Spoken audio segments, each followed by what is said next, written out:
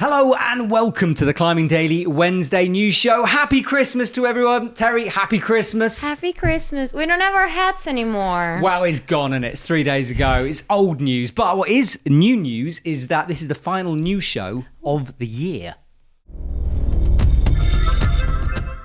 Did you get lots of presents? I got enough. I got what I needed. Enough. I'm satisfied with my present situation. I counted them. What did you get? Ski socks. Oh. That's literally it. And my mum's got a jumper for me when I buy one.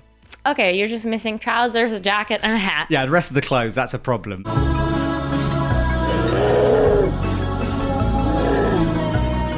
Now, I love it when we get to talk about trad climbing and especially grit climbing. James Pearson and Caroline Ciavaldini have made good use of a Christmas trip to the UK by sending two classic Frightener routes. James climbed Harder Faster, an E9 7A, while Caroline ticked Gaia, an E8 6C. Both routes are at Black Rocks in Derbyshire. Both seem to be in great form, so we gave them a ring to find out more about the routes. I spent several days working on the static. I had one time top rope. Until I had all the movements and then started to do all the section and pulling up the slack while climbing. And I think it was really important to visualize a lot in the evening, get ready mentally for all the emotions that could just pop out at the wrong moments. I just wanted to be mental in control. Actually, that's always the game in trad climbing. I have definitely seen people fall off Gaia on video. Actually, Gaia is the first trad route I heard about, and I saw a video of Jean-Min Trintieux falling off and basically breaking his leg on it. So I kind of really knew more or less the consequences, and I know there's a section where if you fall, you will really struggle to be safe. So, I mean, it's always been the game. That's the game with Gaia. It's not actually crazy hard, but it's slopers, so friction climbing, and kind of delicate, and it's delicate in a section where you're not safe anymore. So the whole concept is to manage to keep your calm. Once I knew on the top rope I was 100% able to do the moves, all I needed to do was to get my mind focused to climb as well on the lead as on the top rope, at least. So I guess I took in all the emotions beforehand, and tried to really imagine how it would feel like. And on the lead, it happened pretty perfectly. I didn't have any emotions. There was one moment where I was like, okay, this is where maybe you might get overwhelmed. But I kind of took the emotion and like controlled it back into its little box. I think this is really what trad climbing is about. Congratulations on that route.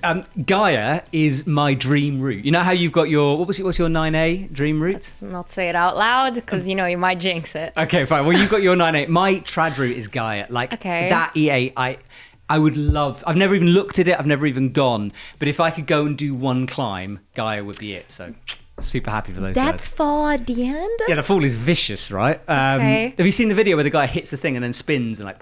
I think so. But would you add crash pads underneath, or do you just need to lay down like 100? I think I'd stick a crash pad on the spiky bit of the arete. But I mean, if you fall off the top bit, you're missing the ground by that much, or you're hitting the ground. It's one of those routes, but super cool. Oh, all right. Cool dream route. Anyway, we're going on to some bouldering news, where my not-so-secret crush has sent another 8C, and Sleepwalker has been sent again. Alex Magus has sent a compression-style boulder, Story of Two Worlds. It's a classic test piece put up by Dave Graham in 2005. There has been a lot of debate regarding grade, beta, which starting holds to use, and the controversy regarding the use of a knee pad. Moving on to the US, where Nathan Williams has climbed Sleepwalker V16/8C+. The first ascent was made by Jimmy Webb, and it took him 11 days of hard work. This extremely hard boulder has individual moves ranging between 7C and 7C+. So I was about to jinx Alex Magus' news last week, but I didn't, and he sent it, so you're welcome. He was kind of hanging out in your home area, right? Yeah, in Cresciano. But like the thing that bugs me about this is that I never knew boulders were around there till I was like in my 20s. So I feel at school they didn't teach us anything useful. Yeah, I've heard so many climbers do that. They're like, oh, they live in the area, Yeah, discover climbing and then leave. No, like It literally down. did. Right, next piece of news is a special send from Alex Huber, who, if you don't know him, well, he's a complete legend of the sport. As reported on Planet Mountain, Alex Huber has climbed the Steinplatt project, which was first established as an aid route called Highway in 1987. In the 30 years since then, it had yet to be sent free until now. This multi-pitch route goes up a sheer sheet of limestone slab with very little in the way of holds or features on it. The route is around 6 pitches long, with the 2 hardest being graded at 8A+. It requires elegant, delicate climbing with precise footwork. So congratulations to Alex. That route, it's a bit of a funny one because when you look at the grades for the individual pitches, it doesn't seem that hard to, Well, for you and me, and mere mortals, hardish, 8A+. But for him, not so much. But it's just the way that route is formed. It's just sheer, it's straight. There's no big handholds, there's no ledges. It's just delicate all the way. And if you blow a sequence, that's it. So I think that's why it stayed a project for so long. Okay, anyway, let's move on to the 9A roundup, which this week is a first ascent 9A roundup.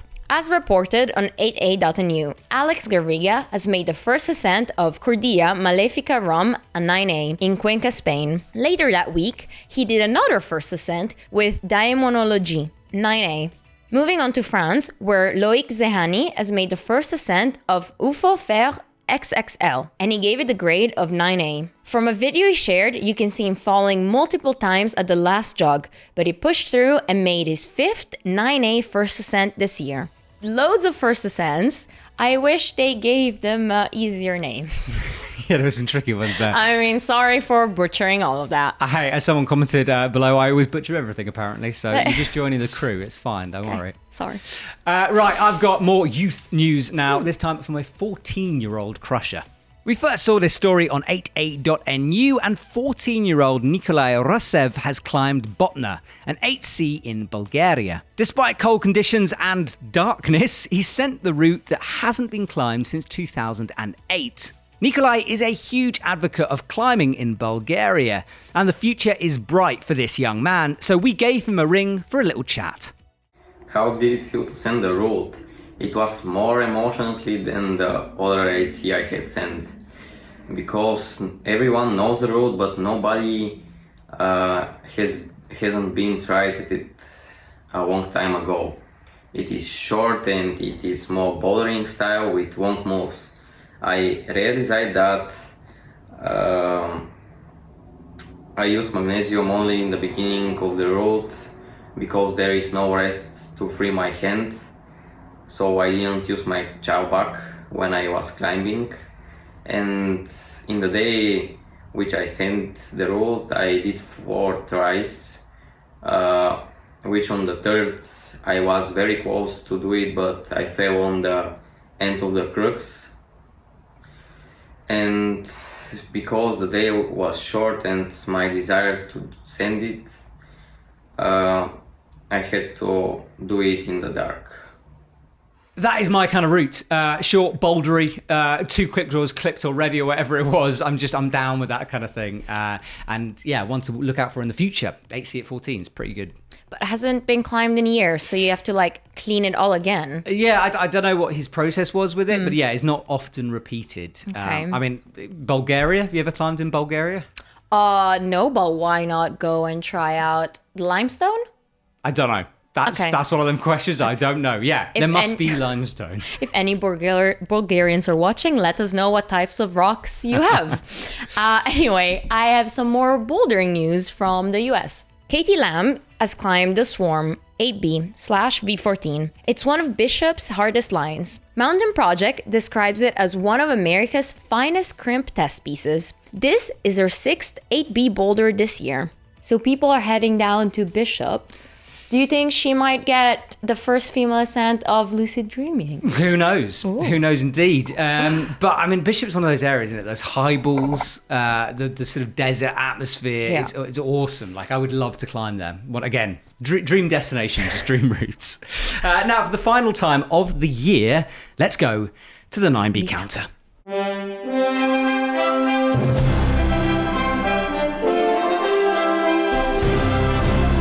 Okay, so final time of the year. Exciting stuff. 1-8C plus. Nathan Williams. Nathan Williams, right. Is he on the list? Not yet, maybe. No, not yet, but we'll stick him in now. He's got just in time. Now, as you guys know, this has been going on all year.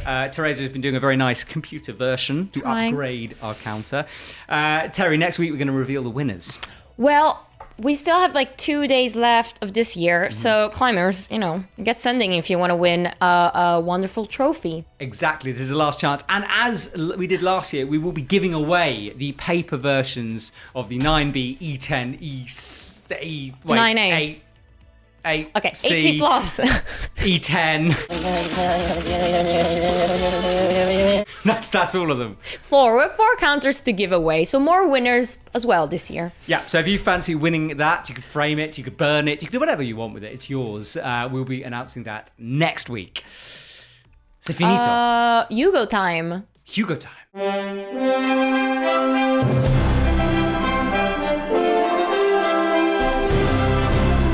Hey Hugo, happy Christmas. Happy just being Christmas. Happy post-Christmas feeling. Post-Christmas, I like that. Christmas belly. Exactly. How are our roast Christmas bellies going on? Good. I don't eat turkey, so I found that since I went vegetarian, my Christmas dinners have been less fulsome. Did you go nut roast? Less uncomfortable, yeah. Nice. Very, very nice nut roast. Nice. How about you guys? Full turkey? Meat? I think I actually did have turkey. Okay. I think so. Yeah. I ate so much on Christmas Day that I had to delay Christmas dinner till Boxing Day. Because I was so full during Christmas Day that I just couldn't face another one at the end of it. That's good to know. Smart. You could starve yourself for a couple of days. Exactly. Nice. Yeah. Okay, so medias. We talked about this first media a bit last week. Tim Emmett and his adventurous time in Canada. I'm going to show you another clip because it's such a good film. Here's a little clip. Since 2015, between Jimmy, Trevor and myself, we've established 6 new routes here between 511 and 514.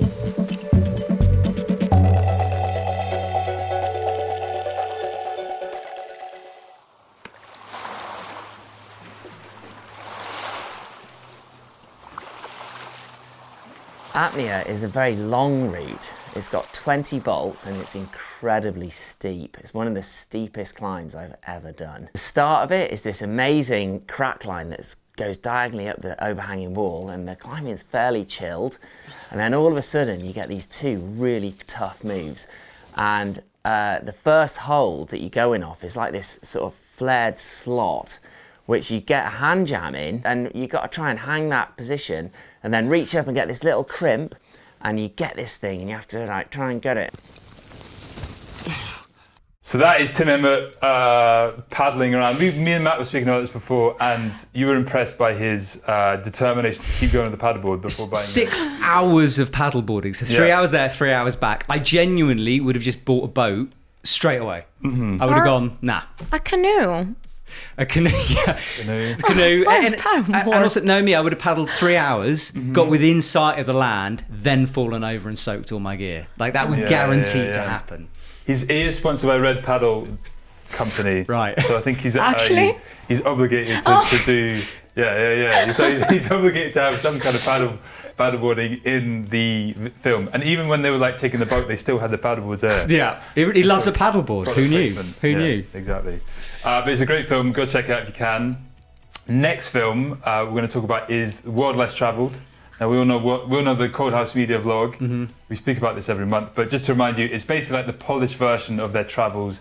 They went travelling for 2 years around the world. Here is the New Zealand episode. Here's a little clip. With a month and a half ahead of us, we wanted to sample as much climbing as we could. We started with the most famous place, Flock Hill.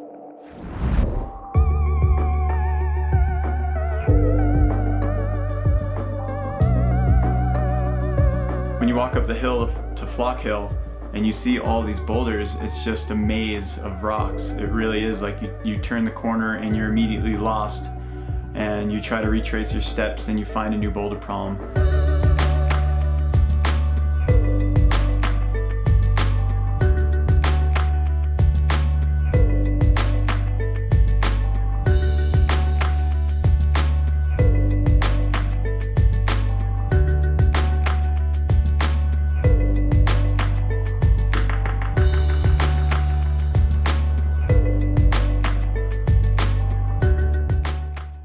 There aren't many places I'd rather spend Christmas than here, but New Zealand might be one of them. It could be good, couldn't it? Christmas in New Zealand, Christmas in a Hobbit village. Yeah, I always think New Zealand's like the UK, but better. Yeah, like 100 times better. Yeah, it's like, it's got the UK stuff. It's green, it's nice, it's got good beer. And yeah, it's just... Mountains. If it all goes to SHIT, I think that's the place to go. Right, we'll head over there. Well, like if climate change and all that starts messing up. Oh, I see. We're talking long-term plans. People are going to start buying land in New Zealand. Okay, all right. Water and land in New Zealand. Those are the two commodities that people are going to start. But really it is really expensive. So tiny houses. That's not true. It's not expensive. It's not. I looked into but this that's why a lot. people have tiny houses in New Zealand. Maybe they're just tiny people, but you can the get they're these really cool. I think we should move the whole office there right now. It's quite far. True. I quite like where we are. It's not bad, is it? I quite like it. It's a bit cold. On that note, I'm gonna go put a jacket on. All right. Cheers, Hugo. Thank you very much. Bye bye. Screw you, sir. I'm going home.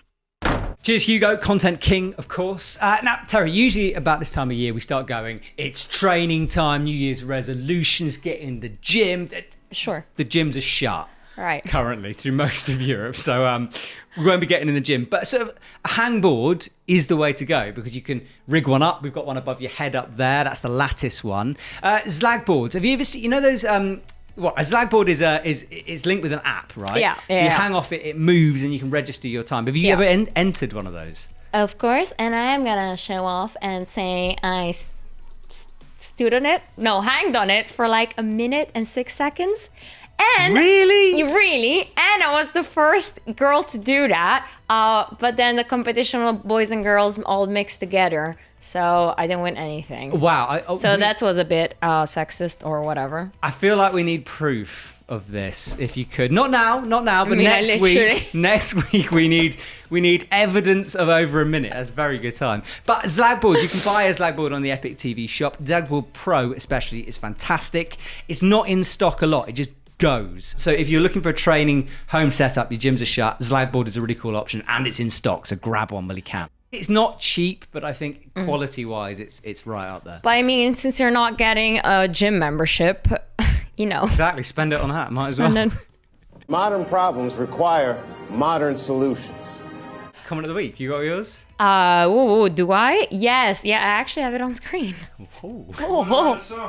A song, that's good.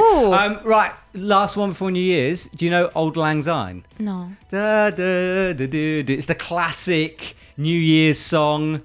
Da, da. Okay, right, I'll sing it. You just do some harmonies. Comment of the week. Comment of the week. It's beautiful, huh? Yeah. There wasn't any highlights there, Terry. You were just. I was gonna do a really high-pitched week. Right. But what happened? We'll keep it for next week. Excellent. You had a comment. What was your comment? do from Xeno87, and he says everybody has a crush on Magos. Hi everybody. I feel everybody does, but thanks for outing me on that. Outing your Magos crush. Well, you outed yourself earlier in the show. You said my crush. Well, it's over. People know. I mean... Has Magos got hold of you yet? Has he DM'd you? Has he slid into your DMs? No. He has a girlfriend, you know. They are a good couple. She's way stronger than I am at climbing. So, you know, go for it. And there are plenty of fishes in the sea. So there's no need to, you know, barge into other people's business.